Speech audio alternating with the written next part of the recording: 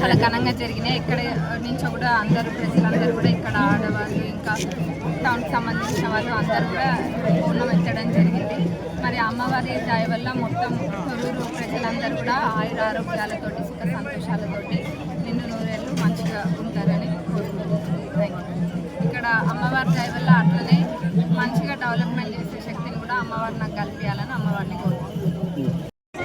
Vice chairman సోమరజని Rajasekhar గారికి మరియు కౌన్సిలర్లందరికీ మరియు వివిధ పట్టణ పార్టీ కాంగ్రెస్ పార్టీ అందరికీ అధ్యక్షులందరికీ మరియు అందరికీ నమస్కారం తెలియజేస్తూ మరి ఈరోజు బోనాల పండుగ మేము గతంలో కంటే ఈరోజు అంటే అంతకుముందు కూడా చేశారు, ఇప్పటి నుంచి కానీ అంతకంటే ఎక్కువ చేయాలని మా ఒక కొత్త పాలకవర్గం వచ్చింది కాబట్టి దానికి అంత భిన్నంగా మేము చేశాము. ఈసారి ఒకటి మా అక్క యశోషన్ రెడ్డి గారి ఆశీస్సులతో ఎప్పటికైనా తొర్రూరు పట్టణాన్ని ఆదర్శ పట్టణంగా తీర్చిదిద్దాలని ఒకటి ముత్యాలమ్మ తల్లి ఆశీస్సులతోటి తొర్రూరు పట్టణం మొత్తం సుఖశాంతులతో రైతులు అందరూ సుఖశాంతులతో ఆరోగ్యాలతో ఉండాలని కోరుచు ముగిసుకుంటున్నాను. ముత్యాలమ్మ తల్లి ఉండగా మరి గోల్కొండ ముత్యాలమ్మ ఎన్నో రోజుల నుంచి శిథిలావస్థలో ఉంటే మరి మా కొత్తబాడి వచ్చినాక ఎమ్మెల్యే గారి ఆశీస్సులతోనే ఆ గుడిని ఈరోజు నిర్మించుకోవడం జరుగుతుంది.